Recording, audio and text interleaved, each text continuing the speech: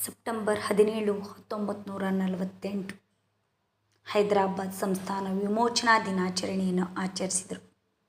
ಅಂದಿನ ಇತಿಹಾಸದ ಬಗ್ಗೆ ತಿಳಿಯೋಣ.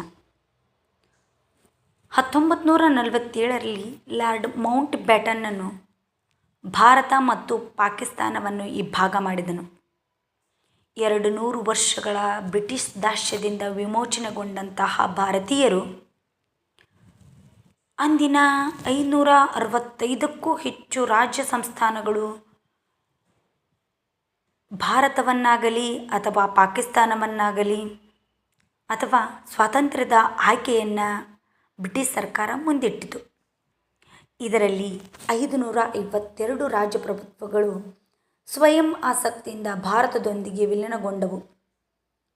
ಅಫ್ಘಾನ್, ಸಿಂಧ್ ಮತ್ತು ಬಂಗಾಳ ಭಾಗದಲ್ಲಿ 13 ರಾಜ್ಯ ಸಂಸ್ಥಾನಗಳು ಪಾಕಿಸ್ತಾನವನ್ನು ಸೇರುತ್ತವೆ.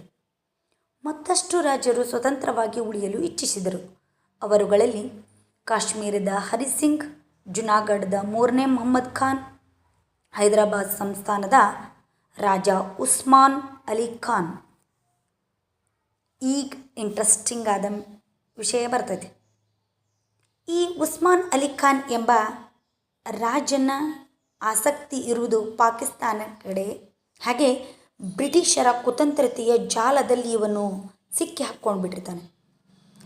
ಬ್ರಿಟಿಷರು ಮತ್ತು ಪಾಕಿಸ್ತಾನದವರ ಆಟದ ಬುಗುರಿಯಂತೆ ಇವನಾಗಿರುತ್ತಾನೆ.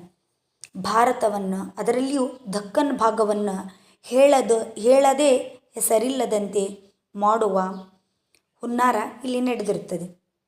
ಇತ್ತ ಗಾಂಧಿ ಪ್ರೇರಿತ ಸತ್ಯಾಗ್ರಹಿಗಳು ನಿಜಾಮನ ನಡವಳಿಕೆಯನ್ನು ಹತ್ತಿಕ್ಕುವುದರಲ್ಲಿ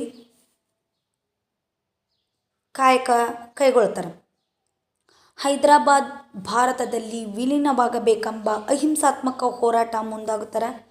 ಅದರ ನೇತೃತ್ವವನ್ನು ವಹಿಸಿಕೊಂಡವರು ಅಂದಿನ ಹೈದರಾಬಾದ್ ಸಂಸ್ಥಾನದ ಕಾಂಗ್ರೆಸ್ ಅಧ್ಯಕ್ಷರಾಗಿದ್ದಂಥ ಸ್ವಾಮಿ ರಮಾನಂದ ತೀರ್ಥರು.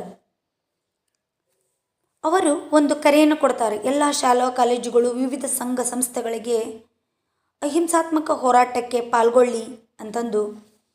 ಆ ಹೋರಾಟಕ್ಕೆ ಎಲ್ಲರೂ ಏನು ಮಾಡ್ತಾರಪ್ಪ ಅಂದ್ರೆ ಭಾಗವಹಿಸಿ ಆ ಹೋರಾಟವನ್ನು ಯಶಸ್ವಿಗೊಳಿಸಲು ಮುಂದಾಗ್ತಾರೆ.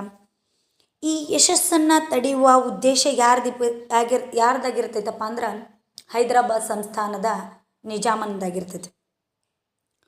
ಆಗ ಅವನು ತನ್ನ ಖಾಸಗಿ ಸೈನ್ಯವನ್ನು ಬಳಸಿಕೊಂಡು ಹಿಂಸಾತ್ಮಕವಾದಂತಹ ರೂಪವನ್ನು ತಾಳ್ತಾನೆ. ಆಗ ಸ್ವಾಮಿ ರಮಾನಂದ ತೀರ್ಥರನ್ನೂ ಸಹ 3.5 ತಿಂಗಳ ಕಾಲ ಬಂಧನಕ್ಕೆ ಇಡಲಾಗುತ್ತದೆ. ಈ ರೀತಿಯಾದಂಥ ಘಟನೆಗಳು ನಡೆಯುವಂಥ ಸಂದರ್ಭದಲ್ಲಿ ಇತ್ತ ಚಳುವಳಿಯ ಕಾವು ಮತ್ತಷ್ಟು ಮುಗದಷ್ಟು ಹೆಚ್ಚಾಗುತ್ತಾ ಹೋಗುತ್ತದೆ. ಆಗ ನಿಜಾಮನ ಬೆಂಬಲಕ್ಕೆ ರಜಾಕರ್ ಎಂಬ ಖಾಸಗಿ ಸೈನ್ಯ ತನ್ನ ವಿಕೃತ ಕೃತ್ಯವನ್ನು ಆರಂಭಿಸುತ್ತದೆ. ಇದಕ್ಕೆ ಕಾರಣೀಕರ್ತನೆಂದರೆ 1920ರ ಹೈದರಾಬಾದ್ ಸಂಸ್ಥಾನದ ಅಧಿಕಾರಿಯಾಗಿದ್ದಂಥ ಮೊಹಮ್ಮದ್ ನವಾಜ್ ಖಾನ್ ಎಂಬ ವ್ಯಕ್ತಿ. ಈ ವ್ಯಕ್ತಿ ಮತೀಯ ಮುಸ್ಲಿಂ ಸಂಘಟನೆಯೊಂದನ್ನು ಹುಟ್ಟುಹಾಕಿದ. ಅದರ ಹೆಸರೇ ಮಜಲಿಸ್ ಇ ಇತ್ತಿಯಾದ್ ಉಲ್ ಮುಸ್ತಮೀನ್. ಇದರ ಶಾರ್ಟ್ ಫಾರ್ಮೇ ಮಿಮೆ.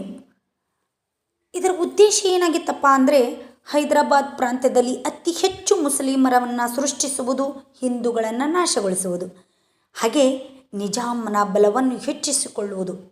ಈ ಖಾಸಗಿ ಸೈನ್ಯವು ಅಪಾರ ಬೆಂಬಲವನ್ನು ಕೊಟ್ಟು ನಿಜಾಮ ಹಿಂದೂಗಳನ್ನು ಸಂಪೂರ್ಣವಾಗಿ ನೆಲಸಮನ ಮಾಡುವಂತಹ ಪ್ರಮುಖ ಉದ್ದೇಶ ಇದರದ್ದಾಗಿದೆ.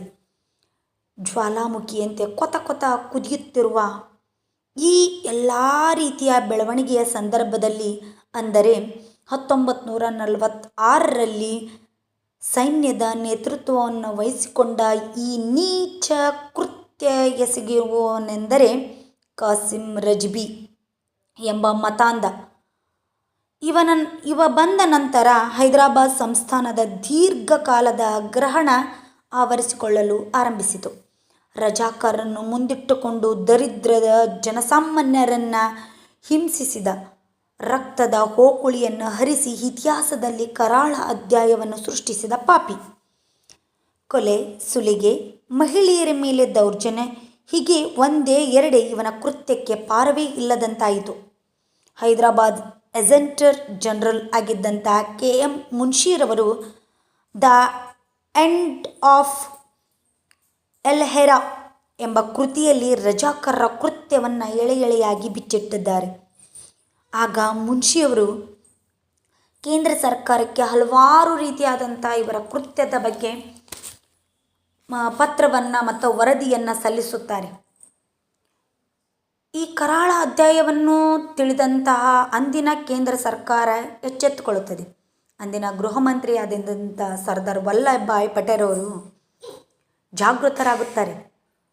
ಭಾರತೀಯ ಸೈನ್ಯವನ್ನು ಸಜ್ಜುಗೊಳಿಸಿ ಆಪರೇಷನ್ ಪೋಲೋ ಎಂಬ ಕಾರ್ಯಾಚರಣೆಯ ಮೂಲಕ ಸೆಪ್ಟೆಂಬರ್ 17, 1948ರಂದು ಹೈದರಾಬಾದ್ಗೆ ಭೇಟಿ ನೀಡಿದಂತಹ ಪಟೇಲರು ಬೇಗಂಪೇಟೆ ಏರ್ಪೋರ್ಟ್ನಲ್ಲಿ ಹೈದರಾಬಾದ್ ಸಂಸ್ಥಾನದ ನಿಜಾಮ ಶರಣಾಗ್ತಾನೆ. ಅಂದಿನಿಂದ ಇಂದಿನವರೆಗೂ ಸೆಪ್ಟೆಂಬರ್ 17ರಂದು ನಾವೆಲ್ಲರೂ ಸ್ವತಂತ್ರರಾಗಿ ಬದುಕುವ ಸುದಿನದ ಕಾಲ ಎಂದರೆ ಸೆಪ್ಟೆಂಬರ್ 17. ಇವುಗಳನ್ನು ಅಧ್ಯಯನ ಮಾಡುವಂಥವರಿಗೆ ಉಸಿರುಗಟ್ಟುತ್ತಿರುವಾಗ ಅಂದಿನ ಪರಿಸ್ಥಿತಿಯನ್ನು ಅನುಭವಿಸಿದ ಜನಸಾಮಾನ್ಯರ ಪರಿಸ್ಥಿತಿ ಹೇಗಿರಬೇಡ ನೀವೇ ಊಹಿಸಿಕೊಳ್ಳಿ. ಏನೇ ಆಗಲಿ ಎಚ್ಚೆತ್ತುಕೊಂಡವರು ಇಂದು ದೇಶಭಕ್ತರ, ದೇಶದ